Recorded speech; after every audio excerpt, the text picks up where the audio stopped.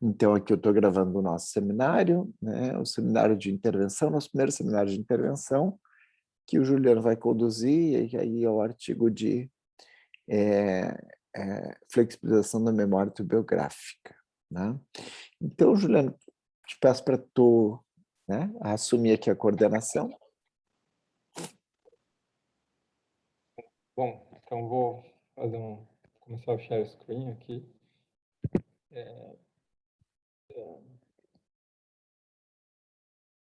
Vocês estão vendo os meus slides ou não? Tá.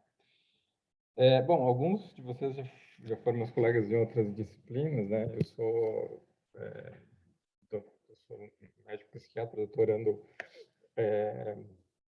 do professor Ângelo, faço parte do PVPP, e doutorado em medicina e ciências médicas. Então, o modelo, mais ou menos, de ensaio clínico que foi proposto no artigo é algo que eu tenho até certa familiaridade, então até peço, se eu for desviar demais a discussão para esse assunto metodológico, vocês me tragam para a proposta, mas de fato o exercício de ver o racional e a intervenção proposta e o objetivo e a população, isso foi bem interessante, assim, né? Então,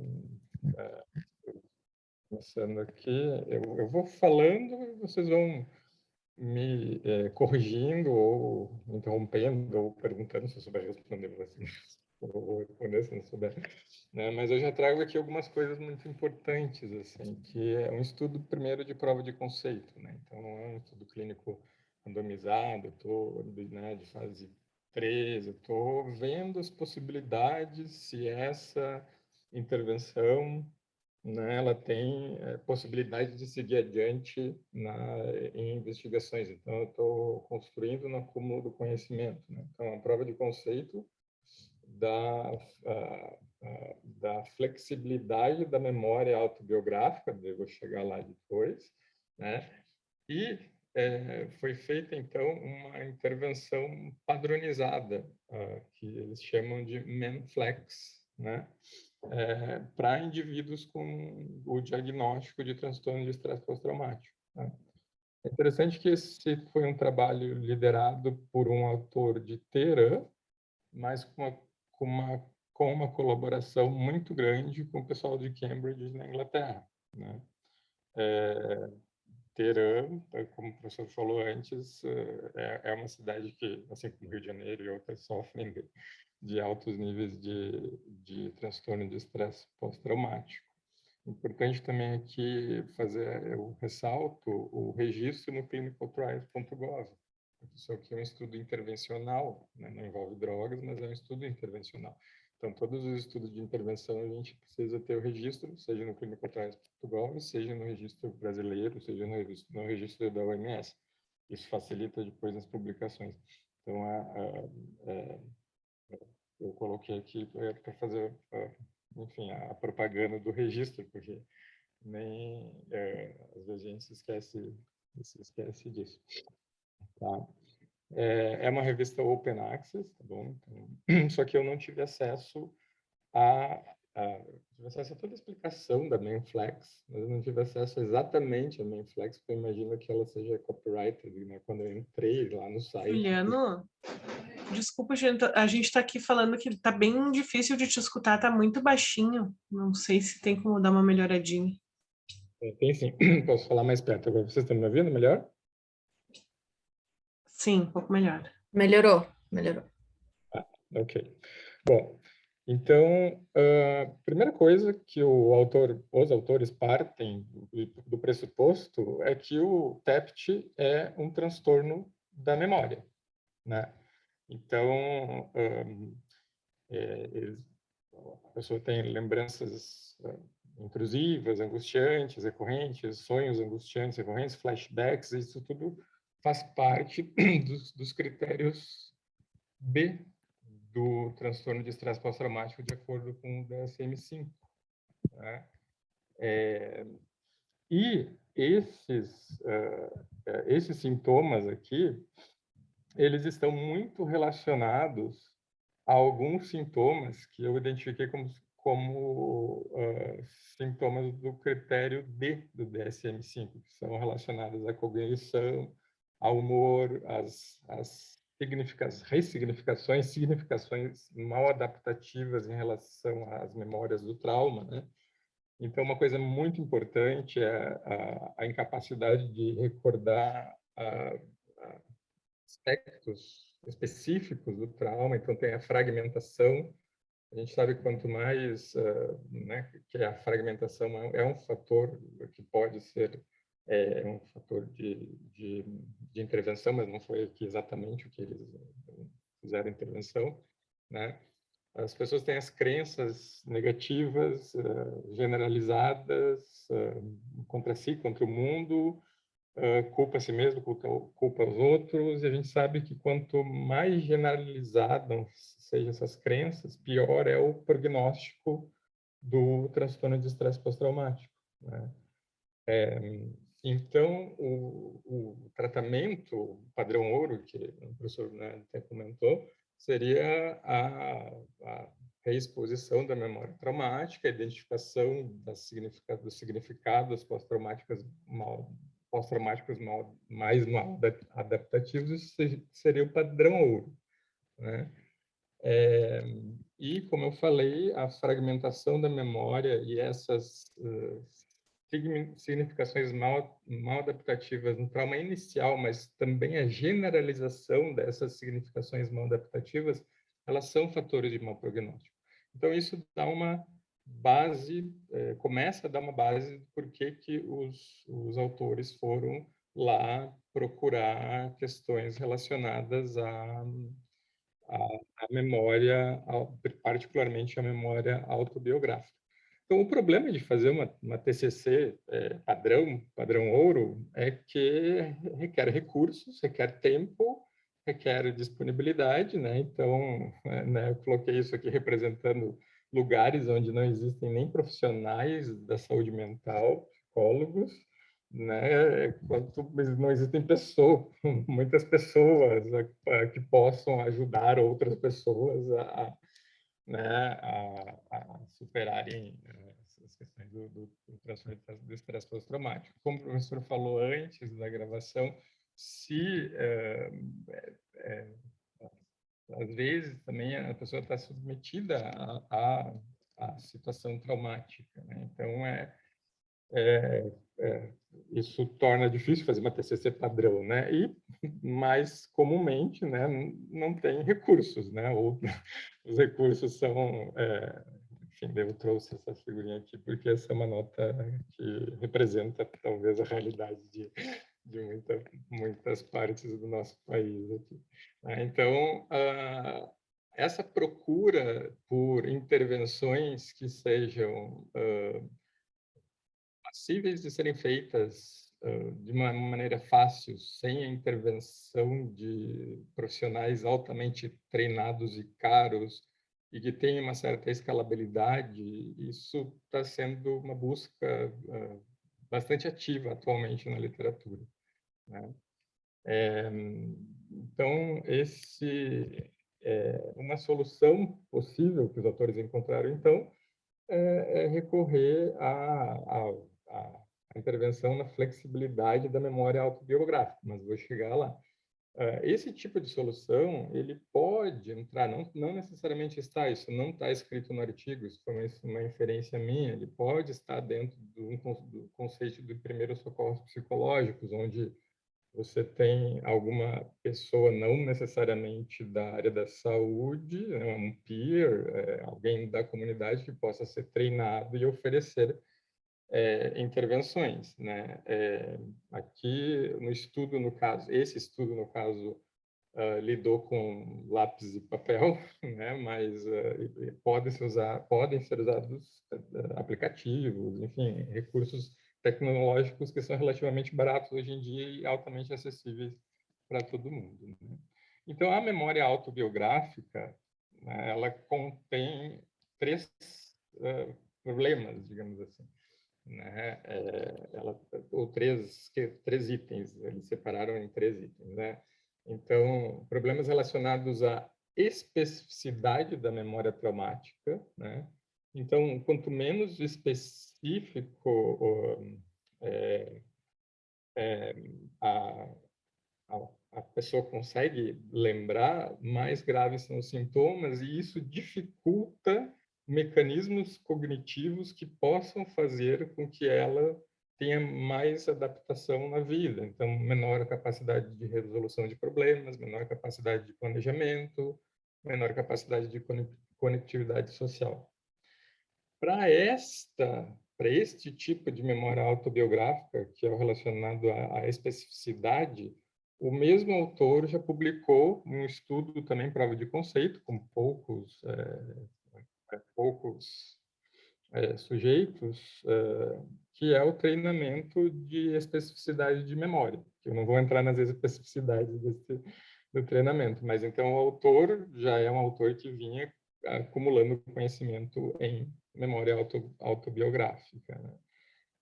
Aqui, mais para o final do artigo, ele fala questões relacionadas à qualidade da memória traumática, que em geral é ruim em indivíduos com transtorno de estresse pós-traumático. Quando estou falando em qualidade, falando em memórias vívidas, na questão, enfim, na questão até sensorial das memórias, né?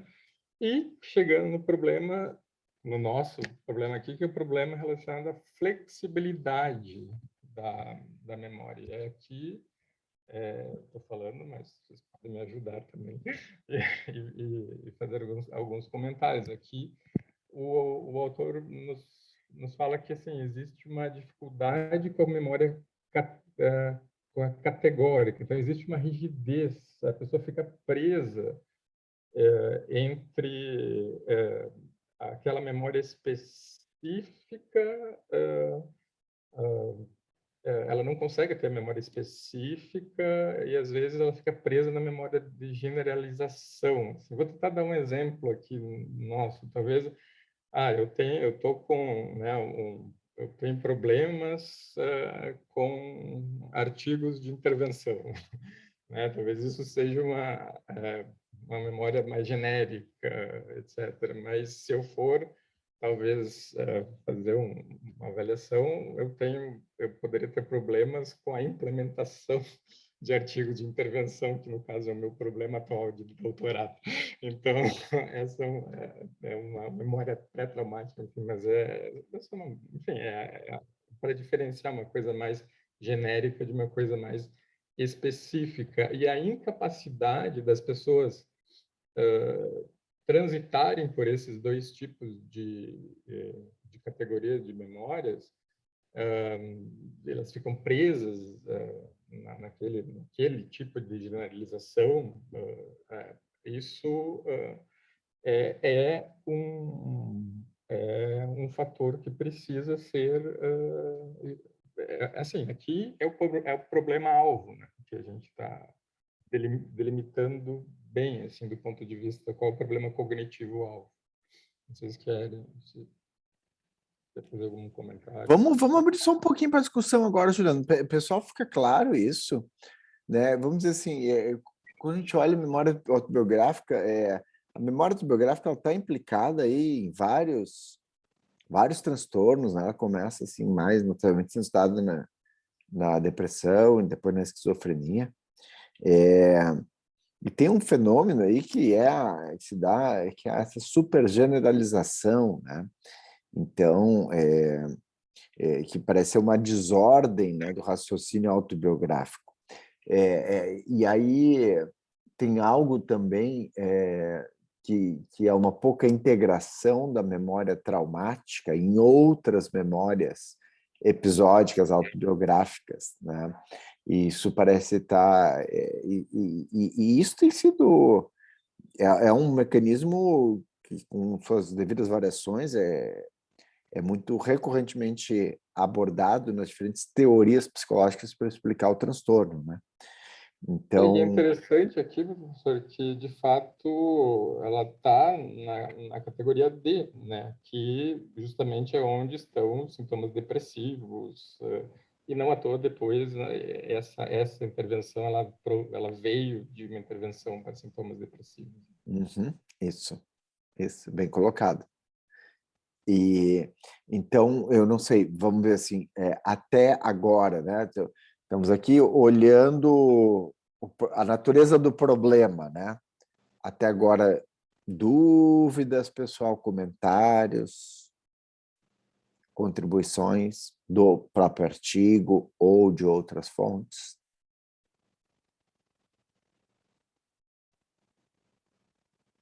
Não? Bom, Eu só queria dizer, não sei se agora, assim, eu achei muito interessante, né? Sempre lembrando da minha, né? Meu início aqui nessa caminhada sobre TEPT, né? Que é uma preocupação de não ir direto na memória do trauma nesse tipo de intervenção. Eles estão tentando, assim, não é para recuperar a memória do trauma, é com outro tipo de memória. Então, eu achei muito interessante isso, de não ter que reviver, tentar uma intervenção que o paciente não tem que reviver aquele trauma. Então, eu fiquei torcendo para dar certo. Giovana, bem colocado. Em quase todas as abordagens, você acaba trabalhando com a memória do trauma, seja de uma forma, seja de outra, né? Obviamente, a mais evidente delas é quando você expõe o paciente ao relato, né? Você faz o paciente relatar o trauma e aí então você expõe ele à memória, né? Mas existem diferentes variações nisso, né? Mas quase todas as abordagens de um jeito ou de outro, né? Terapia de exposição narrativa, terapia de exposição prolongada, né? STARE, a, terapia de processamento cognitivo, né? A terapia cognitiva, que trabalha não com exposição, mas com a atualização da memória, mas também são informações relacionadas à memória traumática. Então, assim, os principais abordagens terapêuticas para TEPT hoje envolvem você acessar a memória do trauma. Envolvem você acessar essa memória com uma certa ativação emocional. Não é assim algo distante, um relato distante, não. Envolve você ter uma ativação emocional. Ou seja, você processar a informação num contexto de ativação emocional. Então, aqui, realmente, é o que tu comentaste. É uma outra abordagem, uma outra maneira. Né?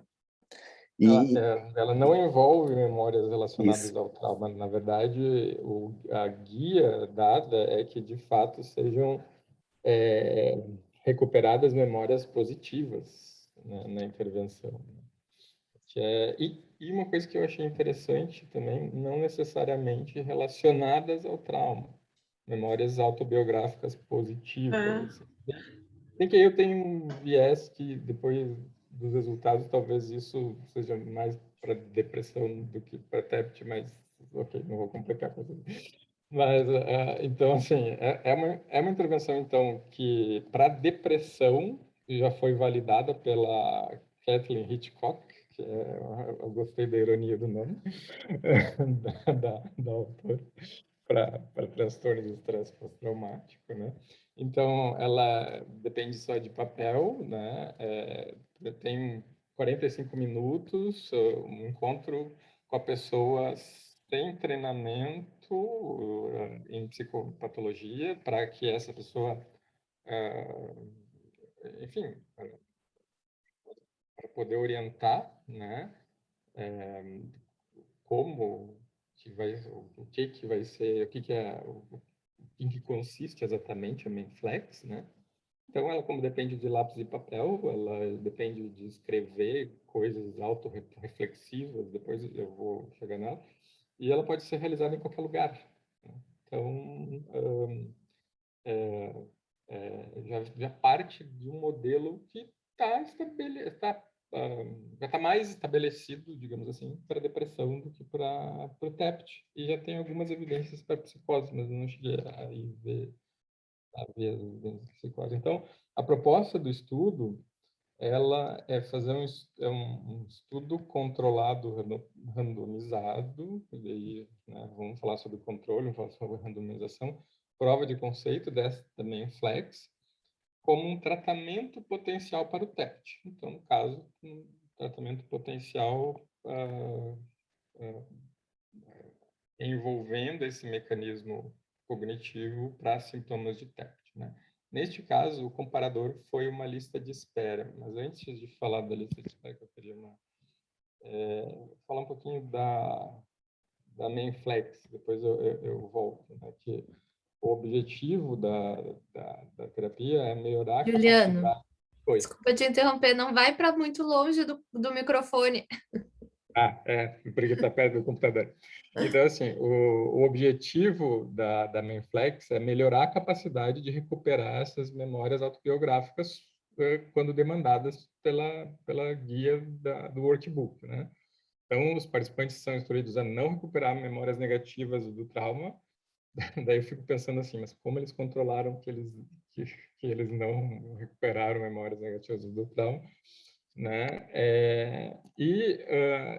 Eles colocam também três níveis dentro dessa intervenção, né? Ô, Juliano, desculpa, só para fazer um debate aqui.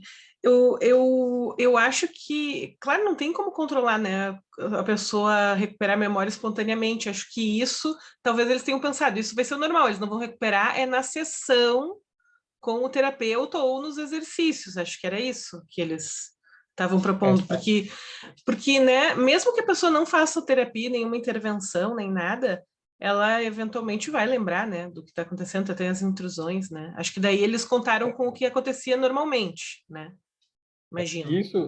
Isso é interessante, porque dentro das guias para fazer trabalhos de intervenções complexas, se fala isso, que às vezes algumas coisas podem ser deixadas de lado, algumas coisas puristas podem ser deixadas de lado para tentar justamente estabelecer a intervenção. Então, nesse caso, tu tem toda a razão, né? Então, mas então o nível seria manter o equilíbrio, né? Então, acesso a memórias autobiográficas positivas versus as ressignificações autobiográficas negativas relacionadas ao trauma, né? Então, tentar fazer com que essa parte da balança suba, né?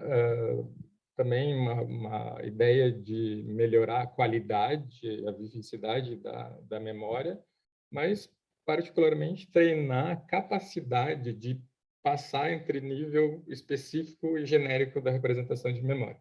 Então, é um workbook, são 8 sessões estruturadas, para depressão eram 6, aqui eles fizeram algumas adaptações, e sempre dentro do mesmo formato. Tá? Eu não tive acesso a esse workbook, mas o formato eles apresentam a teoria, né? É uma psicoeducação, mostram exemplos e fazem guias para exercícios individuais de autorreflexão, né? Então, eles fazem educação sobre as distorções da memória autobiográfica no TEPT, né?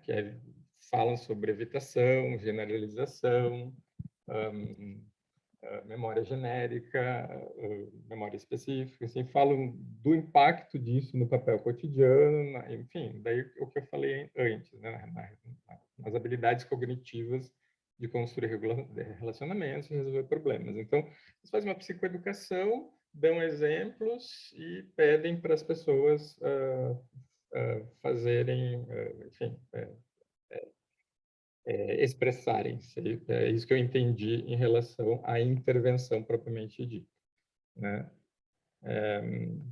E essa intervenção ela vai ser comparada, tá, com pacientes não, com sujeitos de pesquisa que não vão receber intervenção nenhuma, eles vão entrar no que chamam de lista de espera.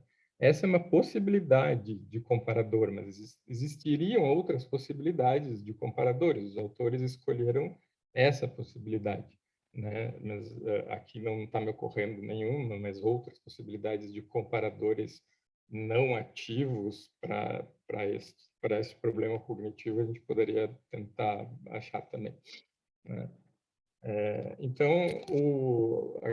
esse artigo que eu falei, Giovana, que é o Developing and Evaluating Complex Intervention, The New Medical Research Council Guide, ele dá várias dicas de como você faz, testa essas intervenções. E, de fato, a primeira coisa é ver literatura. A segunda coisa, ver se já tem alguma coisa feita, né? A terceira coisa, ver a factibilidade, né? Ver até onde, o que tu pode controlar, o que tu não pode controlar, enfim. São várias dicas. Acho que é um artigo interessante para o propósito da disciplina.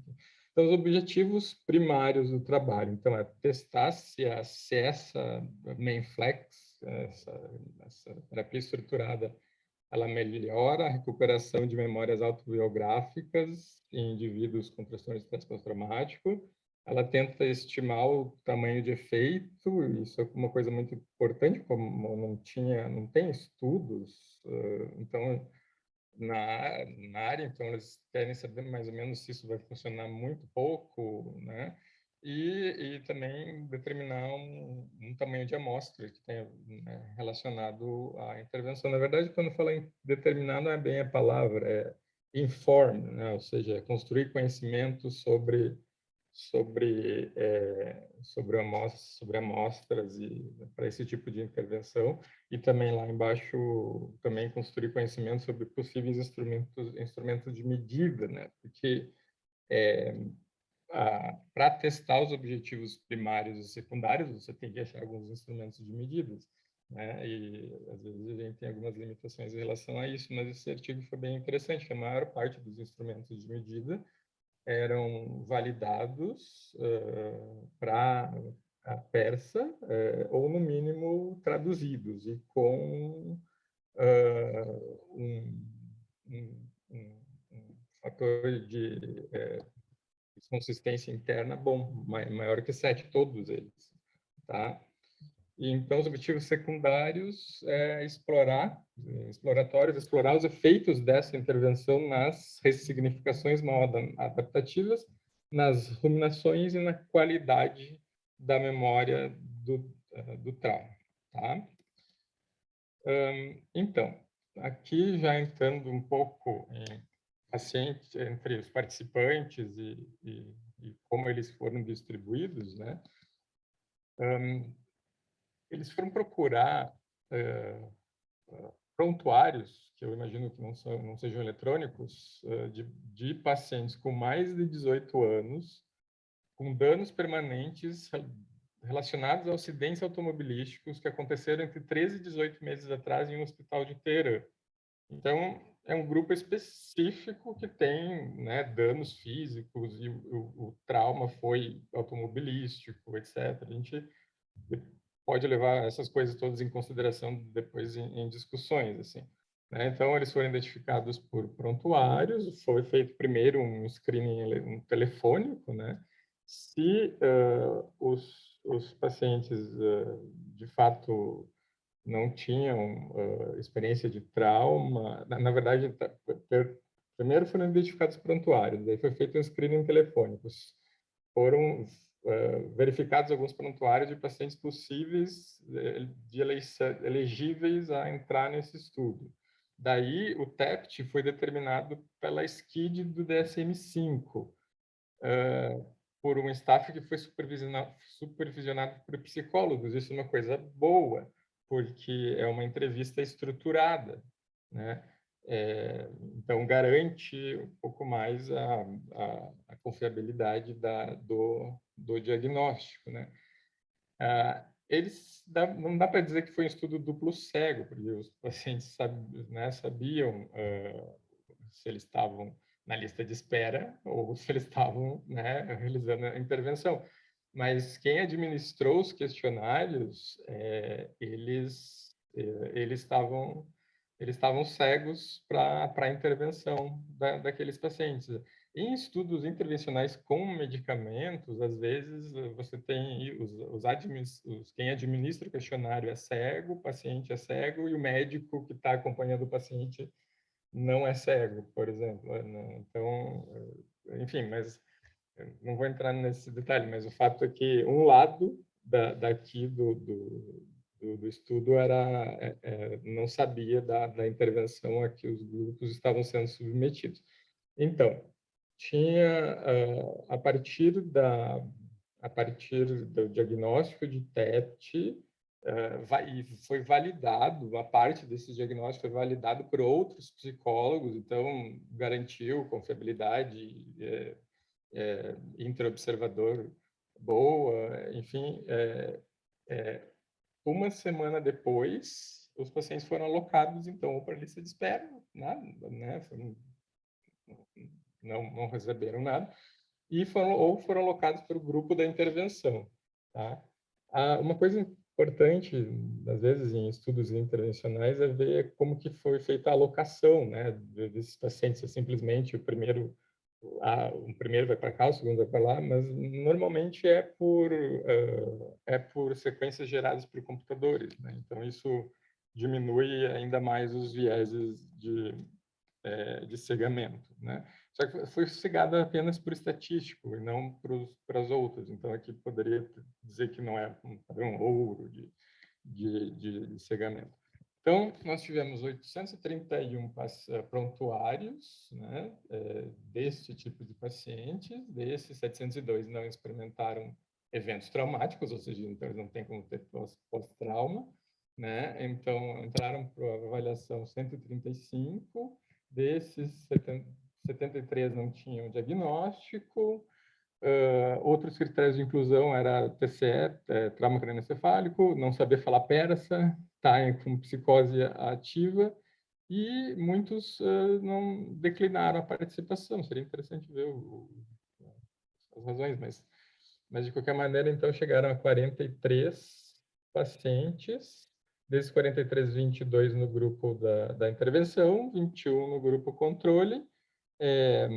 Depois, nas avaliações pós-intervenção, veja bem que não foi feita nenhuma avaliação pré-intervenção, porque, de fato, a gente não estava vendo a questão clínica, a gente estava vendo a questão, o mecanismo cognitivo, mediador. Então, foi feito imediatamente após a intervenção, uma semana após a intervenção, quer dizer, não, uma semana após a intervenção.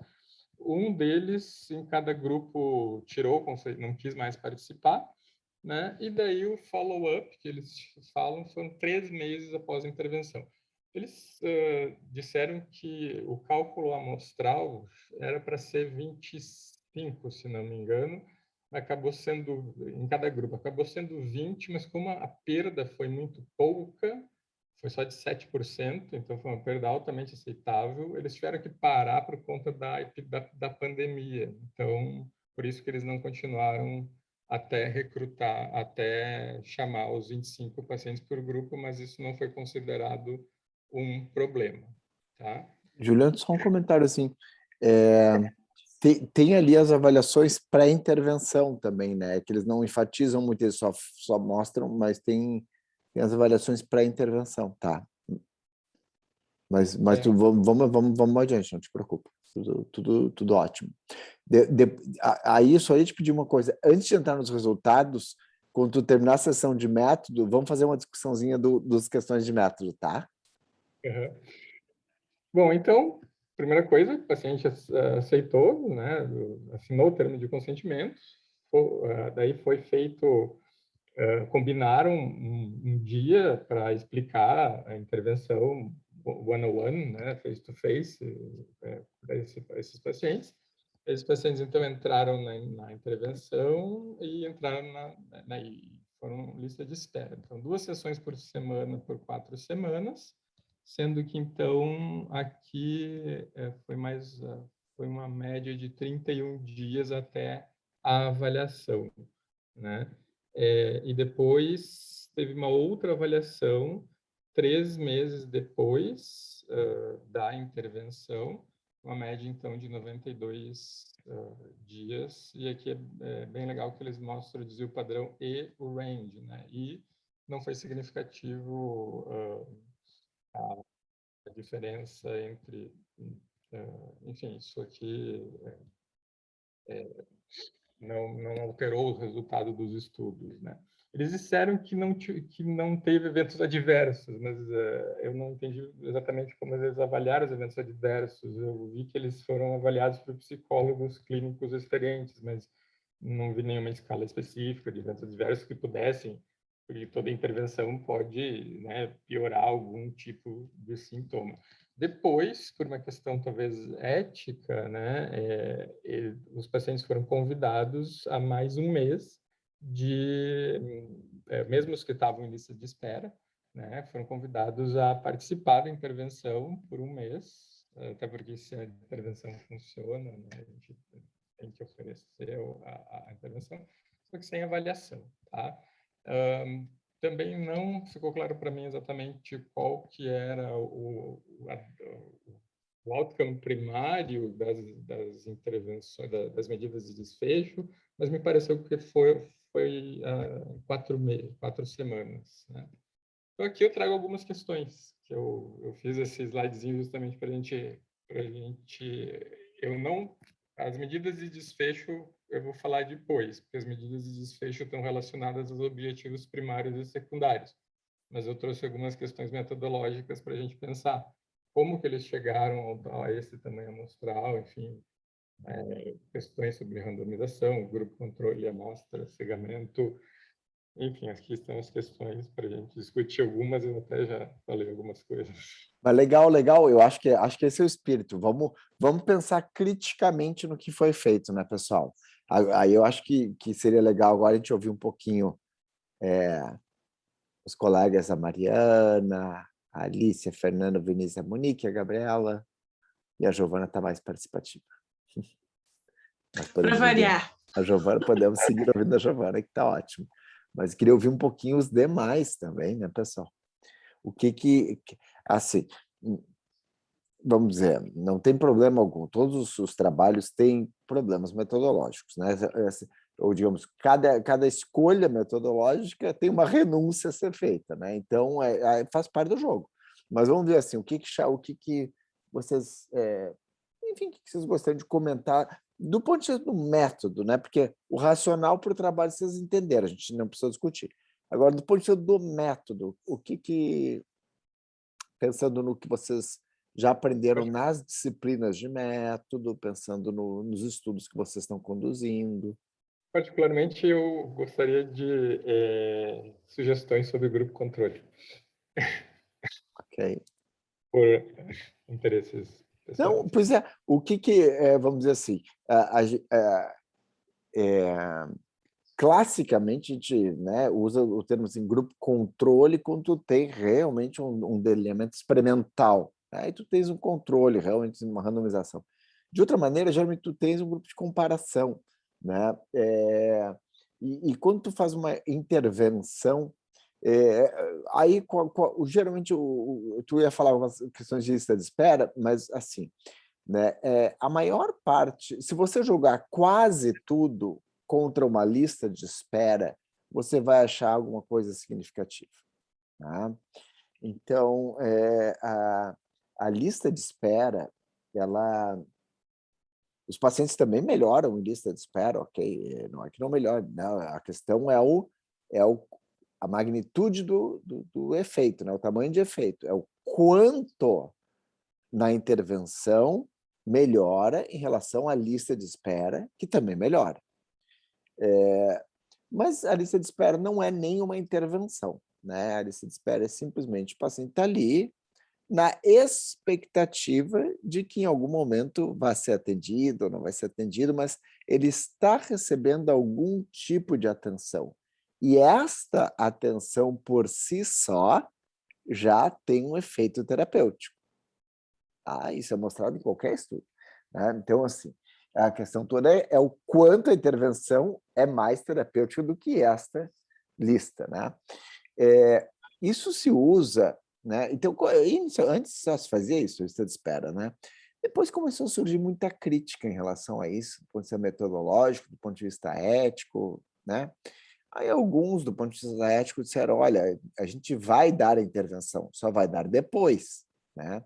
Tudo bem. Então, né, não é que a pessoa... Né, É o que fizeram nesse estudo, né, professor? Foi o que fizeram nesse estudo. Foi o que fizeram nesse estudo. O que já é um avanço do ponto de vista ético. Do ponto de vista metodológico, não ajuda muito.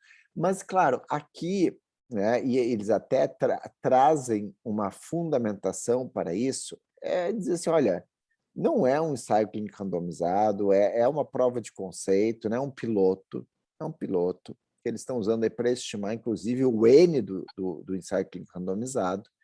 Então, assim, o que nós queremos ver é um pouquinho qual é o efeito da intervenção, né? E ali, até para estimar isso, né, você não tem um desenho between subjects, né? Você tem um desenho within subject, né? Então, é o quanto ele varia nele. O resultado eles mostram between e within. Sim, isso. Mas aí, para fazer a estimativa do N para o piloto, você quer saber o quanto varia para ele mesmo, né? Então, aí você tem, tirando a lista de espera, o controle ou a comparação passa a ser uma intervenção, né? E aí você pode ter uma intervenção mais ativa, e aí, geralmente, o que você faz é comparar a sua intervenção com a intervenção padrão ouro, ou você pode ter uma intervenção com um componente menos ativo. Nesse caso, poderia ter sido, né, como ali é um workbook, né, poderia ter sido alguma coisa de biblioterapia, né? Ler algum livro, alguma obra, alguma coisa sobre TEPT, que não fosse psicoeducação, porque aí já tem um componente mais ativo, a psicoeducação, né? Mas uma biblioterapia meio genérica assim, sobre TEPT. Né? Poderia ser uma intervenção que seria uma intervenção, não seria uma lista de espera, mas seria uma intervenção com um baixo componente ativo terapêutico. Né? Então, claro, pessoal, como você está tentando estimar o quanto a sua intervenção melhora em relação a outra coisa, é crucial, né, você definir claramente o que é esta outra coisa. No mundo ideal, a outra coisa seria o melhor possível, né, o padrão ouro. Mas vamos dizer assim, não dá para você comparar uma intervenção de baixíssima intensidade, como dar um manualzinho, né, com tarefas de casa, versus 12 sessões de terapia, entendeu? Quer dizer, isso não são coisas comparáveis, né? Sei lá, você não vai comparar uma laranja com uma lasanha, né? Você vai comparar tipos diferentes de laranja, né? Mas não uma coisa, né, que não tem nada a ver. Laranja com uma bergamota. Enfim, nesse nível. Mas então você gostaria que... Porque você quer entender qual é o seu componente ativo, né? Então, aí você tem dois recursos, né? Um que pode ser pensar qual é o mecanismo que está ali operando, né? Então, você está lendo coisas e fazendo exercícios, então, talvez algo que seria uma leitura, mas que não trabalhasse com psicoeducação, nem trabalhasse com memória autobiográfica, mas envolveria algum grau de leitura, algum tipo de exercício, sei lá, uma coisa de, sei lá, reflexão sobre, sei lá, a vida, sei lá, qualquer coisa, né? Ou você fazer uma coisa nesse gênero. Ou você tem a mesma intervenção, mas aqui você tem um ingrediente que você não tem aqui. A intervenção é a mesma, que você tem um ingrediente que não está aqui. Né? Então, você está comprando só aquele ingrediente, né? Aquele componente específico da intervenção. Né? Mas é o mais delicado, pessoal. É o mais delicado, é você estabelecer qual é a comparação. Porque, vamos dizer assim, não dá para comparar algo que você sabe que você vai perder, mas também não dá para comparar com nada, que é óbvio que você vai ganhar, tu entendeu? Então, assim, não é nem é recomendável, né? Tem até mal, né?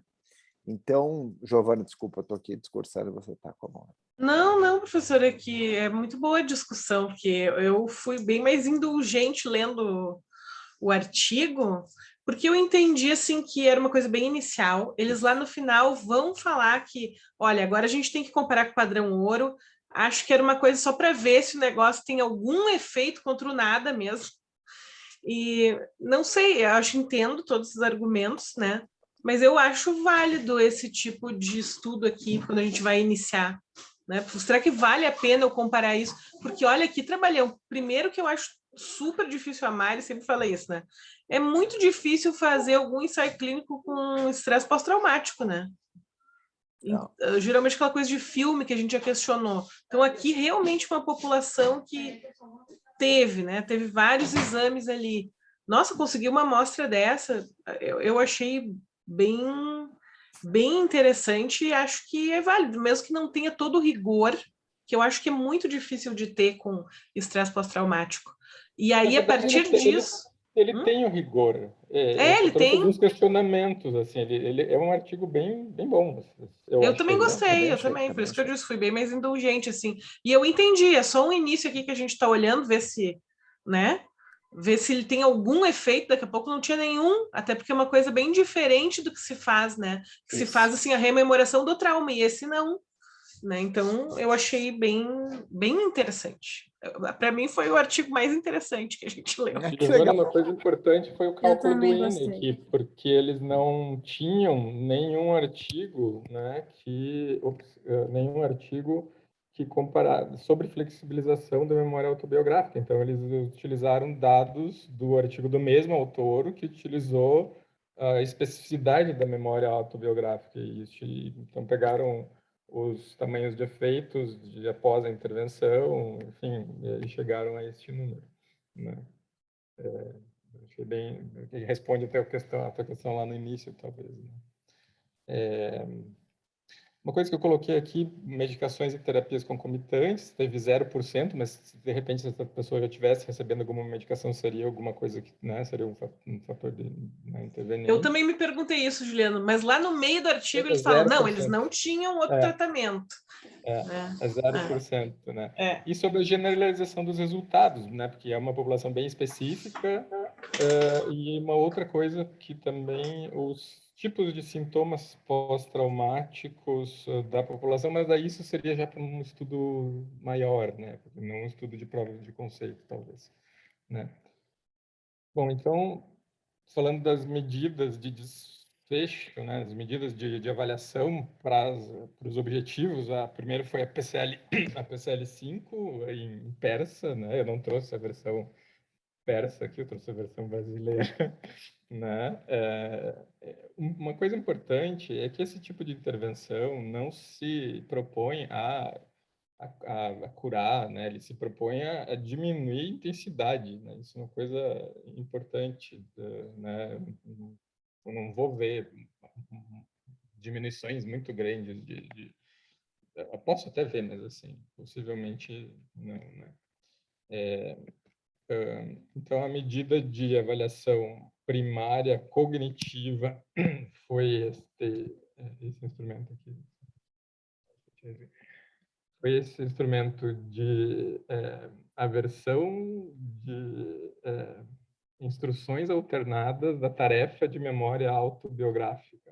Os participantes tinham que acertar no computador valências de palavras neutras, negativas e positivas. Então, tinham blocos de palavras neutras, blocos de palavras negativas, blocos de palavras positivas e blocos com palavras misturadas, de valências misturadas, pelo que eu entendi. E daí eles tinham que... enfim, tinham pontuações derivadas disso. E eles tomaram alguns cuidados de fazer algumas repetições para ver se a tarefa era válida. Enfim, acho, se alguém quer contribuir mais em relação à descrição da tarefa propriamente dita. Mas é justamente isso, para medir a flexibilidade, né? Essa coisa dos blocos alternados, né? Além disso, eles usaram uma escala de ressignificações mal adaptativas, que é Post-Traumatic Cognition Intervention, tem as subescalas, né? Mas eles não entraram nos resultados dessas subescalas, né? Cognições negativas sobre o mundo, sobre si mesmo, culpa, isso poderia ser, inclusive, um tema de estudo, né? Do tipo, os conteúdos das cognições, né? Para ruminação, eles utilizaram essa Ruminative Response Scale, né, que também tem subescalas. Para qualidade de memória do trauma, Trauma Memory Quality Questionnaire, também tem subescalas. A Future Thinking Test, Verbal Fluency Test, que eu não coloquei nada porque de fato não foi significativo no final, e a BDI, e todas foram validadas ou traduzidas com boa consistência interna, como eu falei, isso foi bem descrito para todas, então o artigo teve esse rigor, né? Uma outra coisa importante do rigor, que eu acho importante destacar, é que a orientação dada para os participantes, e mesmo as palavras, elas foram traduzidas para persa, daí duas pessoas que tinham transtorno de estresse pós-traumático validaram se aquilo lá era ok, né? Se teve uma palavra lá, ou uma ou duas, enfim, que não era culturalmente entendível, então daí eles fizeram algumas adaptações, foi feita a reta tradução e daí a concordância final com o autor inicial. Então eles tiveram esse rigor até nessa parte da instrução do workbook, o que é bastante importante, assim, nesse tipo de intervenção, né? Aqui, por exemplo, algumas então problemas aqui, né? Tem que ter escalas que sejam validadas, as escalas, se você às vezes você tem que pagar direitos autorais de escalas, enfim, às vezes a consistência interna não é boa, enfim, vários, e às vezes algumas pequenas adaptações têm que ser feitas nas escalas. Então, eles não disseram como chegaram nessas escalas, eu pelo menos não lembro disso, mas foram as que eles utilizaram, né? Daí, falando...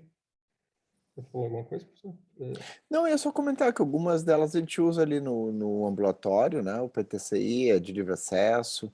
A gente tem um inventário de ruminação, que não é exatamente esse, mas a gente também tem um questionário de memória autobiográfica, né? Esse aí é a tarefa de memória autobiográfica, mas o outro mais usado é o questionário de memória autobiográfica, que a gente já usou bastante, é de livre acesso também. Então, se vocês tiverem interesse, quem quiserem usar nas suas tais dissertações, que é só falar com a gente, tá? Bom, daí de resultados, eles tiveram um grupo mais ou menos homogêneo, né? O que é importante é que eles tiveram uma comorbidade maior, de transtorno depressivo maior no grupo da MANFLEX. Isso é importante destacar porque eles fizeram uma análise de sensibilidade e tiraram tiraram essa variável para ver se continuava os grupos, se isso influenciaria nos resultados, e não influenciou nos resultados. E, de uma maneira que é congruente, o BDI ele foi maior, né, no grupo MANFLEX e significativamente menor no grupo de waiting list. 100% completaram as 8 sessões, mas aqui eles usam uma coisa de pelo menos tentaram começar a tarefa, né? Então, digamos assim, foi um ajuste. Essa parte eu vou te dizer que não desceu tão bem, né? Porque, assim, o grau de adesão, a verdade, é quem fez a coisa, né? Enfim, mas tudo bem. Bom, e daí falando um pouco sobre o resultado primário, né, enfim, da medida de flexibilidade de memória, né? Então, o efeito o tamanho de efeito entre os grupos, né, logo depois da intervenção, foi um tamanho de efeito razoável, tá, de 0,9, e depois de 3 meses ele diminuiu, então 0,7, né, isso comparando os grupos, né, mas quando compara o tempo versus alocação e a interação entre o pós, quando eu falo em pós, é logo depois da intervenção, e o follow-up, que é 3 meses, né, você tem para todos, todos melhoraram, mas a intervenção melhorou mais, né, e isso aqui foi um achado importante aqui, né? Mas aqui ele não está comparando entre si, né? Ele está comparando a interação entre os grupos desde a avaliação pós-intervenção até a avaliação de follow-up em 3 meses, né?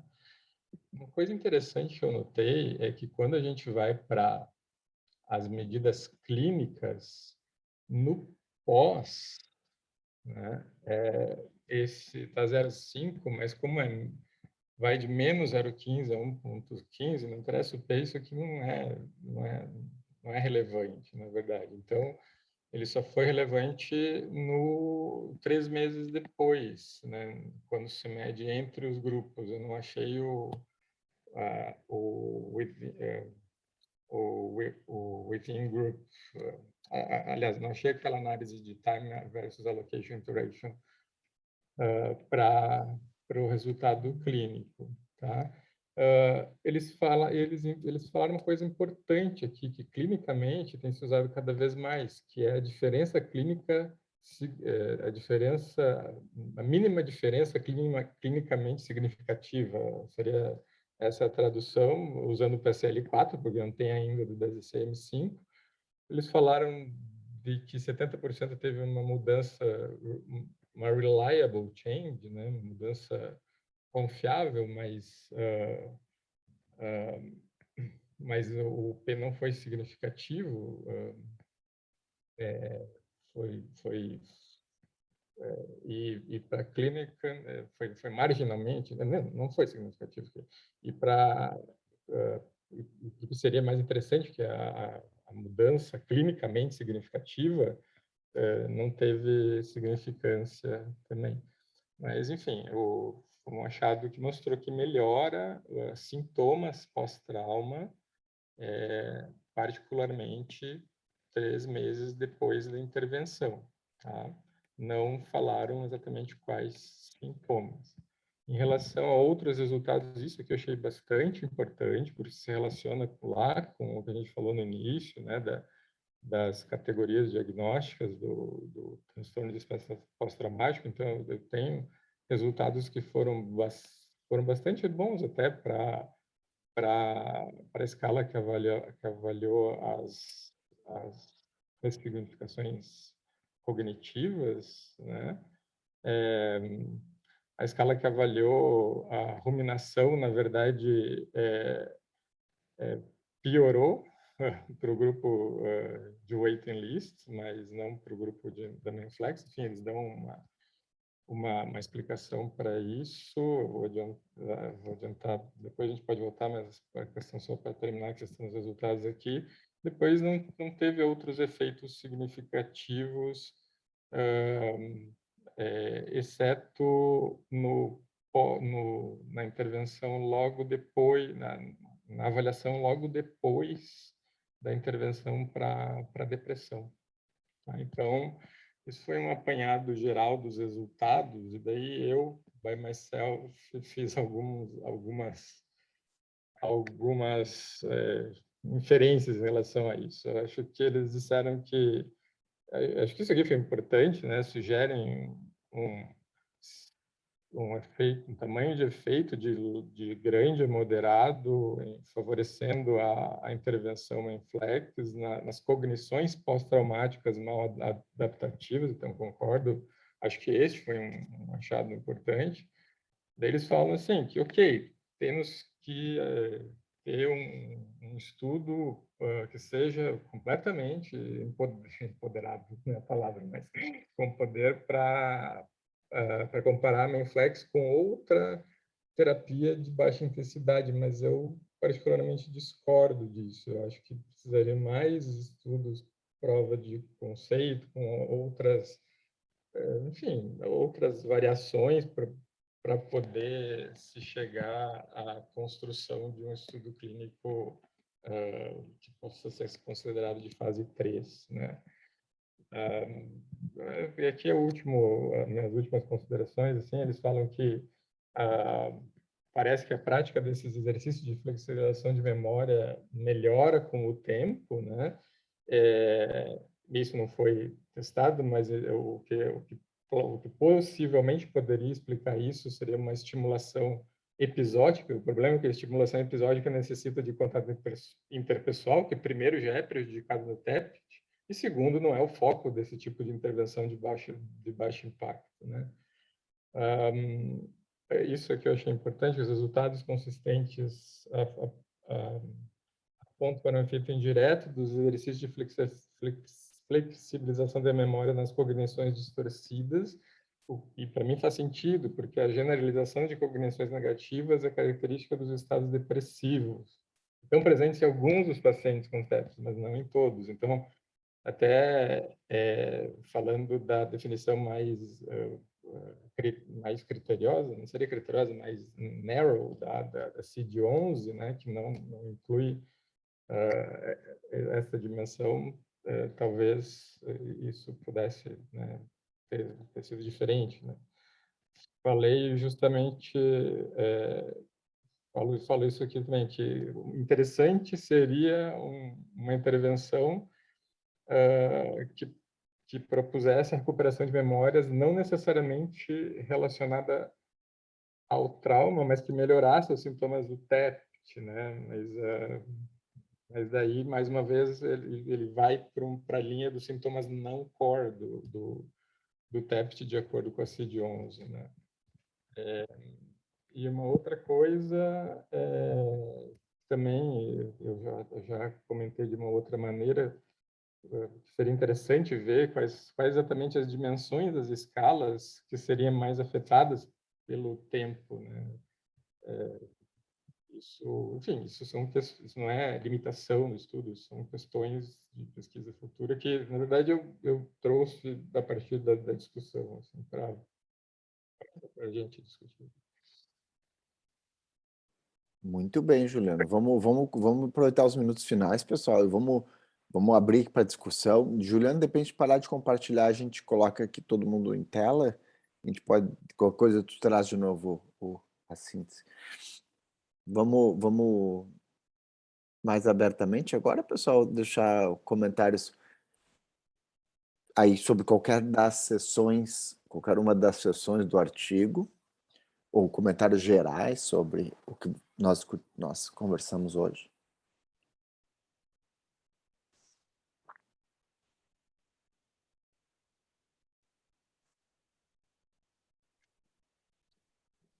Giovana. Aplaudindo o colega, na verdade. Não, estou vendo. Muito bem. Mas vamos aproveitar mais um pouquinho, pessoal, nem que sejam 5 minutinhos. O que levou vocês, que pensaram no artigo, gostaram, não gostaram, acharam difícil, não difícil, acharam interessante? Críticas, sugestões, o que vocês fariam diferente? Eu, assim como a Giovana, gostei muito do artigo, acho que também foi o mais legal até hoje. E lá nos primeiros artigos, as primeiras aulas a gente falou sobre a memória autobiográfica e tudo mais, e agora a gente e a relação com o TEPT, né? E agora a gente vê uma intervenção acontecendo, é bem interessante a construção, como a disciplina foi acontecendo também, né? Então, e também muito interessante a forma como o Juliano trouxe. Gostei muito. Que bom, Monique. Esse construto, né, de memória autobiográfica é algo bem, eu acho que é bem interessante na real, né? Tem muito a ver com outros construtos psicológicos, a própria noção de senso de self, né? depende desta narrativa coesa sobre nós mesmos, né, que nós vamos construindo ao longo da vida. E as desordens de memória autobiográfica estão muito presentes em vários transtornos mentais. Por isso, eu acho que até em algum momento o artigo fala de algo do ponto de vista transdiagnóstico, assim, né?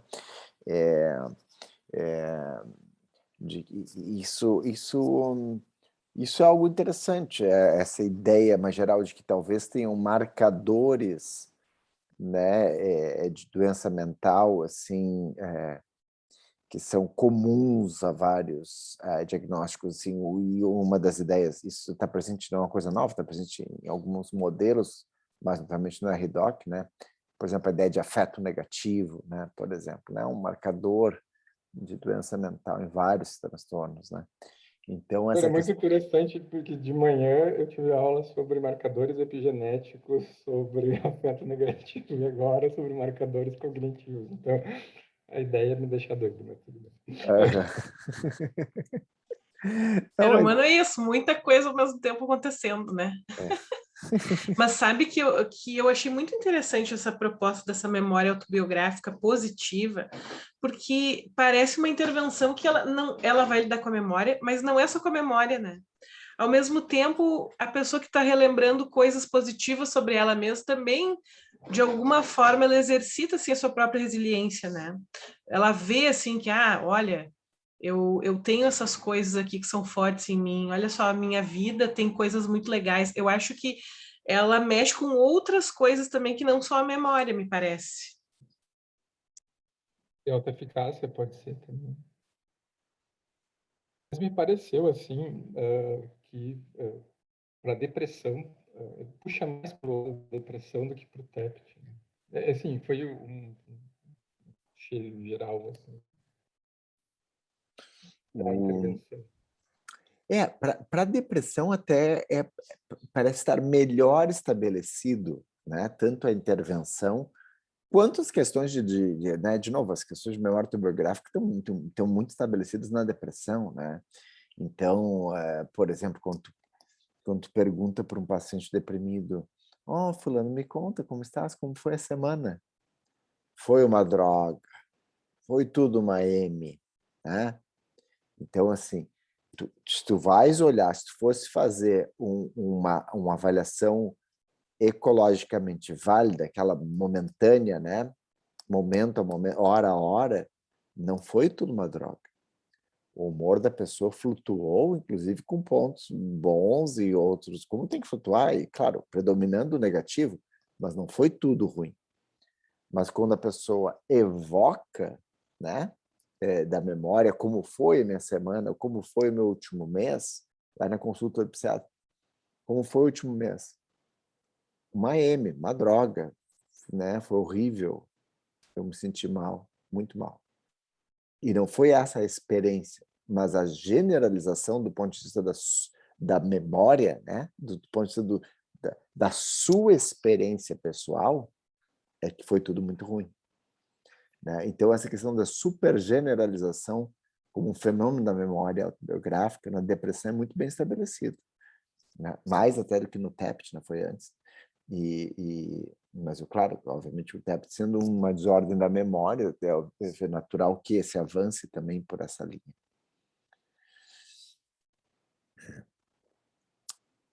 Na semana que vem, nós temos a Alice, né? Sobre as questões de consolidação, prevenindo a consolidação de memória traumática. Tá? E depois aí teríamos a Thalita, mas aí eu vou trazer para a discussão, eu conduzo a discussão, a gente discute em grupo a questão ali da modificação do viés atencional, lá na outra. Tá? Muito bem, pessoal. Mais algum ponto?